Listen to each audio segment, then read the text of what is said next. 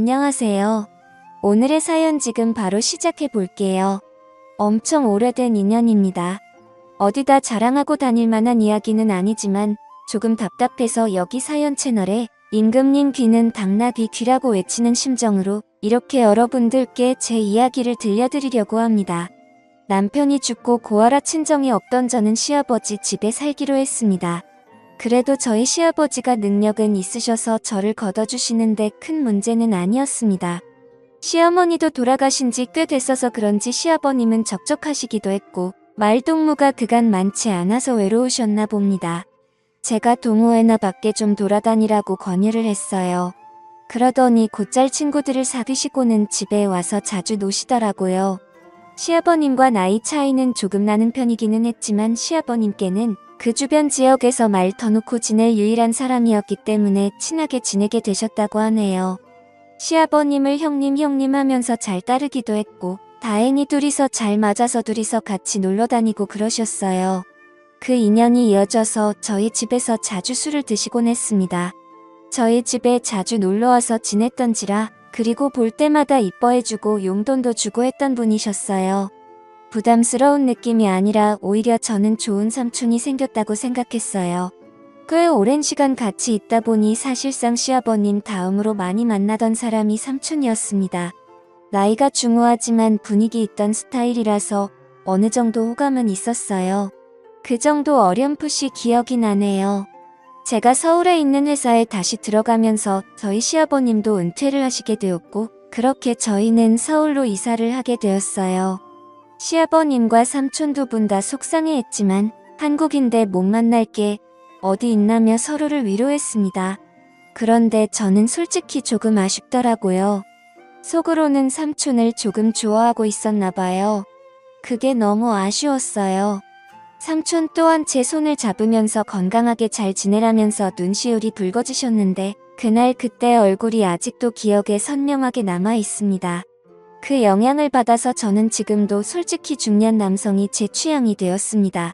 그런데 연상이라는 게 사실 나이 차가 한두 살 많은 연상을 말하는 게 아니었어요. 서울 가서도 연애를 하면서는 또래 남자들과 연애를 하기는 했지만 무언가 저를 채우지 못하는 것이 있었어요. 속으로 아쉬움은 많았지만 제 취향을 들킬 수 없어서 숨기기만 했어요. 남들하고 똑같이 나이 비슷한 직장인 애인을 만나게 되었습니다. 남편을 보내고 솔직히 별로 관심도 없었어서 연애를 하지 못했는데 주변에서 안타까워해서 시작한 연애이기도 했어요. 그래도 나를 받아준 사람이라 내심 많이 좋아하기도 했고 마음도 많이 썼습니다. 최선을 다하긴 했지만 한참 때인 나이인데도 이상하게 흥분이 잘 안 되더라고요. 그래도 그때 애인이 저를 많이 위해주고 기다려주고 어떻게든 맞춰보려고 이것저것 노력도 많이 했습니다. 도무지 애인한테 나는 연상이 아니면 안 될 것 같다는 말이 도저히 안 나오더라고요.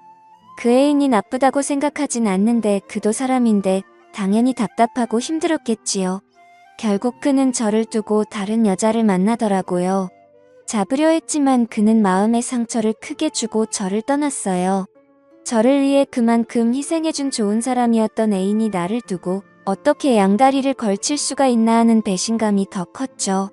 게다가 남편을 보내고 첫 애인이었기에 애인의 바람에 저는 우울에 빠지게 되었고 그때 카카오톡도 연락처도 핸드폰에 있던 모든 걸 지워버리고 한동안 방황을 했어요. 그렇게 허무한 시간들을 보내다가 시간이 지나니까 해결이 되더라고요.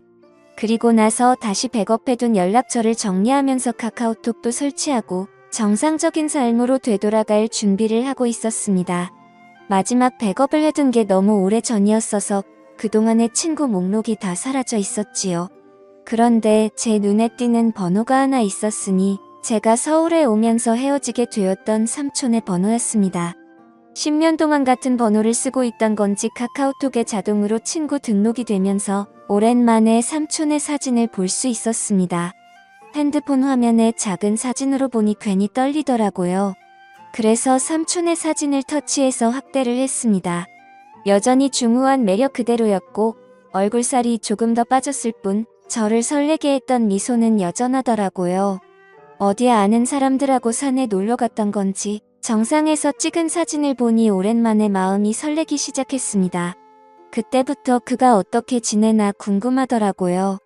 그런데 상태창을 보니까 메모 남겨놓듯이 해놓는 프로필 상태 메시지 아무것도 필요 없다라고 약간 쓸쓸해 보이는 구절을 상태 메시지로 남겨놨더라고요. 그리고 프로필 사진으로 되어 있는데 그게 올려보면 옛날에 해놓은 거고 사진들도 다 볼 수 있었거든요. 그런데 사진이 하나도 남아있지 않은 겁니다. 지금 프로필로 되어 있는 사진을 제외하면 말이죠.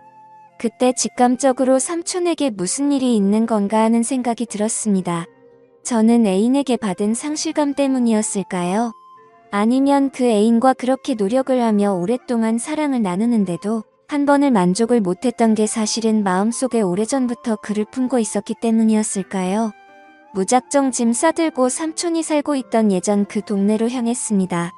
하도 오랫동안 이어온 인연이다 보니 어디 사는지도 다 알고 있었는데 삼촌 집에 찾아가니 모르는 사람이 나오더라고요. 10년간 삼촌과 떨어져 지낸 시간이 너무 길어서였던 걸까요? 하지만 체감상 그렇게 오랜 시간이 지난 것 같지 않은데 다른 사람이 나오니 당황스러웠습니다. 그가 보고 싶어 찾아간 동네였으니 그를 찾아 헤매고 다닐 바에는 단도직입적으로 그에게 대놓고 연락을 해봐야겠다는 생각이 들었지요. 멀리 떨어져도 얼굴 못 보고 지낼 일이 있냐고 했었지만 정말 매일매일 만나던 삼촌이었는데 이사 가자마자 10년 동안 그냥 의인남이 되어버렸었거든요. 내 번호가 저장이나 되어 있으려나 사실 큰 기대를 하지 않았는데 삼촌은 전화를 받자마자 제 이름을 불러주더라고요. 이렇게 반갑게 맞이해줄 거면 왜 지난 10년 동안 모르는 사람처럼 지내왔는지 제가 얼마나 삼촌을 보고 싶었는지 몰랐나 싶기도 하더라고요. 삼촌과 저는 오랜만이라며 시아버님은 어떻게 지내는지 서울은 어떠니 회사는 다닐만한지 별시도 없자는 안부를 물으며 한참 동안 대화를 나눴습니다. 그러다가 삼촌도 제가 갑자기 연락을 한 이유가 궁금해졌는지 오랜만인 건 좋은데 무슨 일 있는 거냐고 왜 연락을 했냐고 물어오더군요. 그래서 솔직하게 삼촌 카카오톡에 있는 사진과 프로필 메시지를 보고 삼촌한테 무슨 일이 있는가 싶어서 저도 모르게 연락을 하게 되었다고 했습니다. 그러니 삼촌이 제 말을 듣고는 뭔가 쓸쓸하게 웃으면서 별일 없다고 하더라고요. 그래서 실은 삼촌한테 무슨 일이 있는 줄 알고 지금 이 동네까지 내려왔다. 삼촌 집까지 찾아가 봤는데 모르는 사람이 살고 있더라 하는 이야기를 꺼냈습니다. 그러니 삼촌이 조금 놀란 눈치더라고요. 밖에서 한 1시간 정도를 기다렸더니 삼촌이 헐레벌떡 제가 있는 곳까지 나오더라고요. 그래도 그 와중에 제 마음을 눈치라도 챈 것인지 옷도 멀쁘게 입고 머리도 다듬어져 있는 게 조금 멋을 내고 나온 삼촌의 모습은 제 생각보다 훨씬 더 멋있어 보였습니다. 10년의 세월이 무색하게 저를 설레게 만들던 그 남자가 내 눈앞에 있으니 묘한 마음에 휩싸이기 시작했습니다. 심지어 예전에는 항상 시아버지와 함께 셋이서 그를 만났는데 이번엔 남자 대 여자로 단둘이서 만나고 있으니 그 기분은 말할 게 없었지요.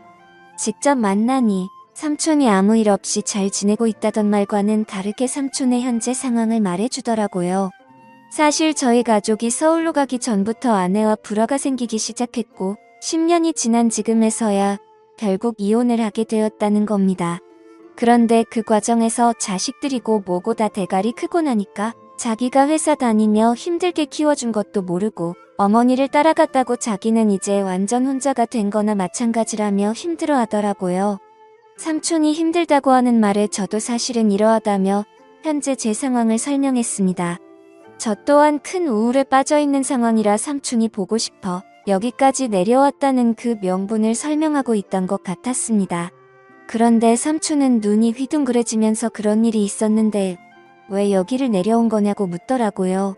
그래서 삼촌에게 커피 말고 같이 술이나 한잔하자고 같이 술 마셔주면 다 이야기를 해주겠다고 말했습니다.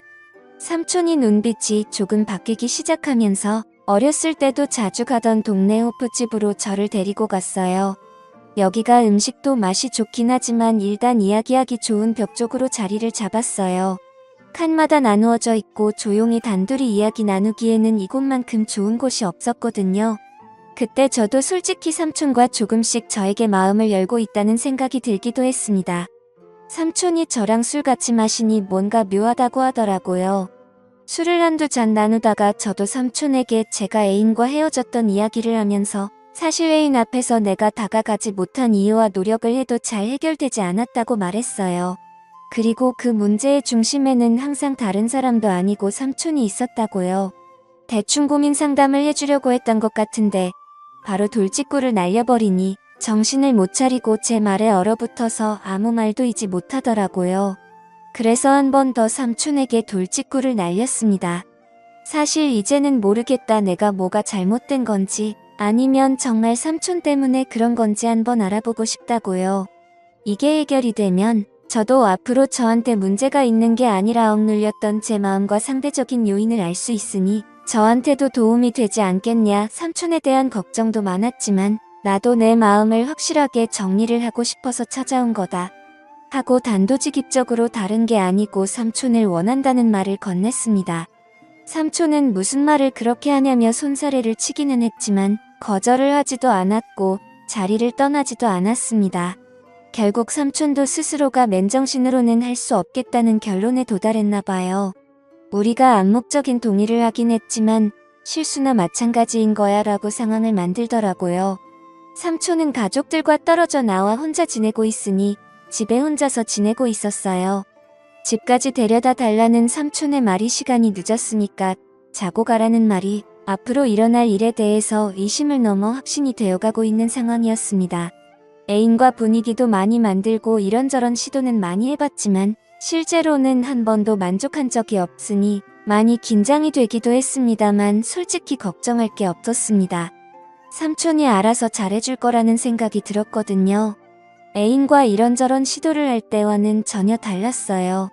이미 삼촌이 저를 부축하고 삼촌의 집까지 가는 동안 저는 이미 심장이 두근대기 시작했거든요. 결국 넘어서는 안 될 선을 넘고 말았고 다음날 아침이 돼서야 삼촌은 걱정이 되기 시작했나 봅니다. 실수라고 하기에는 이미 서로가 의도한 대로 되었다는 걸 알고 있기에 후회해도 이미 때는 늦은 상황이었으니 말입니다. 저도 직장인이기에 결국 주말을 보내고 나서 서울로 돌아가야 했습니다. 그날 이후로는 연인처럼 만나기 시작하게 되었죠. 그도 은퇴를 한 상황인데 굳이 뭐하러 제가 매주 주말에 집안까지 내려와야 하는지 싶어서 아예 그에게 생활 정리하고 서울로 올라오라고 제안을 하기도 했습니다. 하지만 그는 저한테 버림받을까 두려움이 있었는지 주저하더라고요.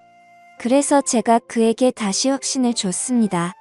당신은 내가 10년이 넘는 세월 만에 겨우 내 것으로 쟁취한 사람이라고 이제는 절대 놓치지 않을 거라고요.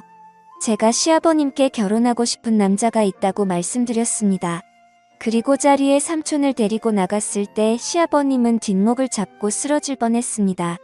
어차피 저는 취직 후에는 집에서 나와 혼자 살고 있었는데 집에서는 허락받지 못한 만남이기에 결국 삼촌과 둘이 살림을 합쳐서 지내게 되었지요. 언젠가는 시아버님도 저와 삼촌의 사이를 인정해줄 그날이 올 거라 믿고 있습니다. 그때까지 시간이 걸리겠지만 지금은 최선을 다해서 지금의 만족스러운 삶을 유지해보려고 합니다. 오늘의 사연은 여기까지네요. 긴 사연 끝까지 들어주셔서 감사합니다. 구독과 좋아요 잊지 말아주세요.